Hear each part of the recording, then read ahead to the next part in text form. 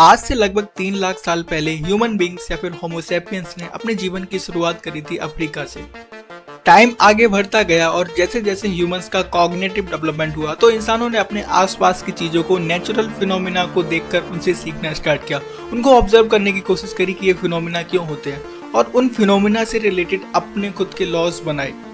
और in laws को बनाने के लिए उन्होंने एक सिंपल एल्गोरिथम का यूज किया। सबसे पहले नेचर में जो भी फिनोमिना हो रहा है उसको समझना, उसको ऑब्जर्वेशन लेना और जस्ट अपने हिसाब से जो भी उनको सही लगे उसके हिसाब से एक नया रूल बनाना जो कि उस फिनोमिना को डिफाइन करता है। इन पुराने फिनोमिनास और पुराने लॉ से सीखकर ह्यूमंस ने नए लॉ बनाए या फिर उन लॉज का यूज करके कुछ नए ऑब्जेक्ट, कुछ नई डिवाइसेस बनाई जो उनके डेली लाइफ में यूजफुल थी।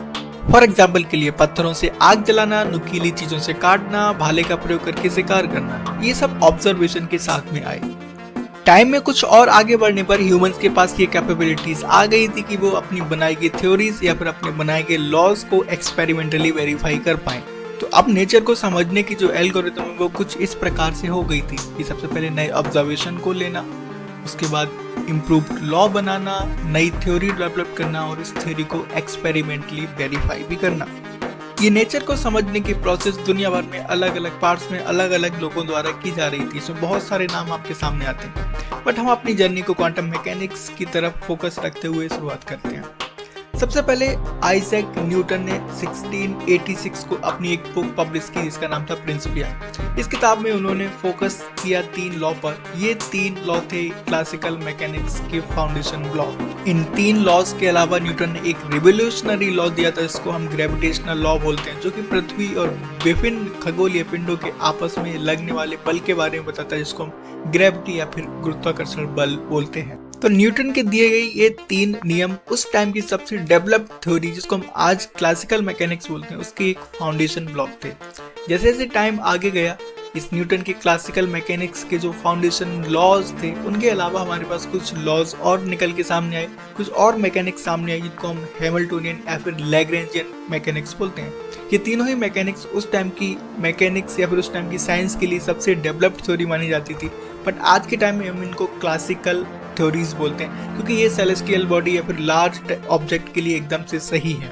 19th सेंचुरी की शुरुआत तक इंसानों के पास एक ऐसी थ्योरी थी जो नेचर के बहुत सारे लॉ को एक्सप्लेन कर सकती थी। लॉज बनाने, ऑब्जर्वेशन लेने और एक्सपेरिमेंट करने की प्रोसेस चल रही थी, तभी सामने निकल के आया एक ऐसा इवेंट जिसने ह्यूमन समझ को पूरी तरह से बदल के रख दिया। और यहाँ से हम इसको मानते हैं क्वांटम मैकेनिक्स की शुरुआत। वैज्ञानिक बीन की दी हुई एक थ्योरी के अकॉर्डिंग किसी भी ब्लैक बॉडी से एमिट होने वाला रेडिएशन उसकी वेवलेंथ पे डिपेंड करता था। बट प्रॉब्लम यहाँ पर ये थी कि जब ये रीजन अल्ट्रावायलेट की तरफ जाता था तो यहाँ पर इनफाइनाइट एनर्जी रेडिएट होनी चाहिए, जो कि थ्योरेटिकल पॉसिबल थी बट एक्सपेरिमेंटल इसका अपोजिट था। तब कोई भी बॉडी इनफाइनाइट अमाउंट में एनर्जी को एमिट नहीं कर सकती। इसका मतलब है कि पुरानी जो थ्योरी थी वो गलत थी और हमको चाहिए थी एक नई थ्योरी।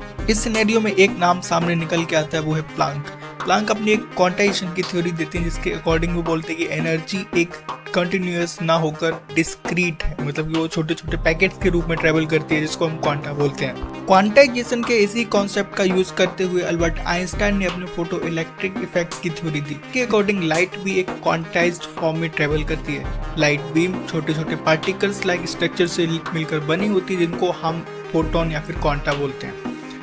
हम इसको ऐसे समझ सकते हैं कि लाइट एक्चुअल में एक स्ट्रीम है जो कि छोटी छोटी ड्रॉपलेट से मिलकर बनी हुई है, और फोटोन एक्चुअल में और कुछ नहीं, ये ड्रॉपलेट ऑफ लाइट हैं। फोटो इलेक्ट्रिक इफेक्ट के साथ में आइंस्टीन एक थ्योरी और देते हैं कि लाइट एक्चुअल में एक पार्टिकल की तरह बिहेव करती है। क्वांटाइजेशन के इन्हीं थ्योरी में कंट्रीब्यूट करते हुए नील्स बोर 1913 में अपना एक मॉडल देते हैं, एटॉमिक मॉडल देते हैं, जिसके हिसाब से वो बताते हैं कि किसी परमाणु में नाभिक के चारों तरफ चक्कर लगा रहे इलेक्ट्रॉन एक्चुअल में क्वांटाइज्ड होते हैं और उनकी एनर्जी भी क्वांटाइज्ड होती है।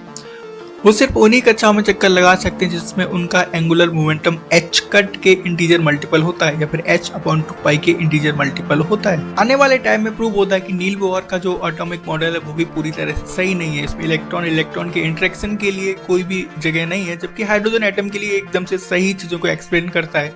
और जैसे जैसे एटॉमिक नंबर या फिर इलेक्ट्रॉनों की संख्या बढ़ती जाती है, ये मॉडल फेल हो जाता है। टाइम थोड़ा और आगे जाता है और एक और साइंटिस्ट अपनी एक नई थ्योरी के साथ आते हैं। 1924 में डी ब्रॉगली बताते हैं कि इलेक्ट्रॉन एक्चुअल में एक पार्टिकल के साथ साथ एक वेव जैसे बिहेव करता है। और इसकी वेवलेंथ h अपॉन मोमेंटम से कैलकुलेट करी जा सकती है। अब ये थ्योरी इलेक्ट्रॉन को एक वेव बता रही थी जो कि पहले कभी नहीं हुआ। थ्योरी के साथ ही ये आइडिया डेवलप होने लगा था कि एक पार्टिकल एक वेव की तरह बिहेव करता है, जबकि एक वेव एक पार्टिकल की तरह बिहेव कर सकती है, और इसी को वेव पार्टिकल डुअलिटी की थ्योरी बोलते हैं। इसी के साथ 1925 में बर्नर हाइजेनबर्ग एक नई थ्योरी देते हैं जिसको मैट्रिक मैकेनिक्स बोलते हैं।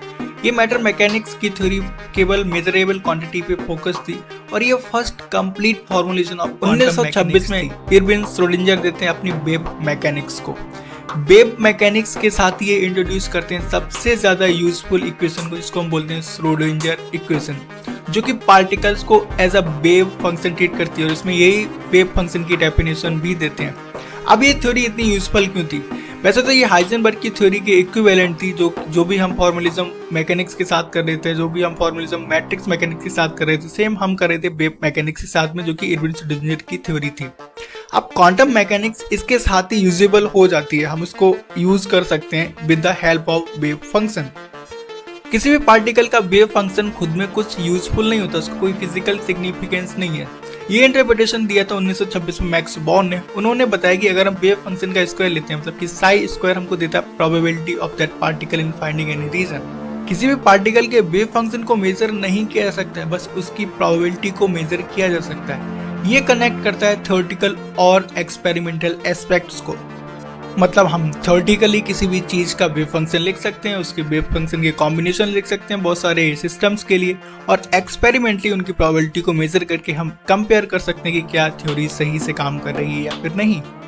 1927 में बर्नर हाइजेनबर्ग अगेन एक अनसर्टेनिटी का प्रिंसिपल देते हैं, जो कि बहुत ज्यादा यूजफुल है। ये प्रिंसिपल हमको बताता है कि हम किसी भी पार्टिकल की मोमेंटम और पोजीशन दोनों को एक साथ मेजर नहीं कर सकते। मतलब कि या तो हम उसके मोमेंटम को एक्यूरेटली मेजर कर सकते हैं या फिर उसकी पोजीशन को। जब हम एक चीज को मेजर करते हैं तो बाकी के जो वेरिएबल्स हैं वो कोलैप्स कर जाते हैं, या फिर उनके मेजरमेंट में कुछ ना कुछ एरर देखने को मिलती है। अगर हम किसी भी एक चीज को एक्यूरेट मेजर करें तो हम कर सकते हैं, बट हम मोमेंटम और पोजीशन दोनों को एक साथ प्रिसाइजली मेजर नहीं कर सकते। और फाइनली 1928 में पॉल डिराक देते हैं मॉडर्न क्वांटम थ्योरी। ये एक्चुअली में कंप्लीट कर देते हैं मैथमेटिक स्ट्रक्चर को, जो कि क्वांटम मैकेनिक्स के लिए जरूरी है, और इसी के साथ फाउंडेशन रखी जाती है क्वांटम फील्ड थ्योरी की।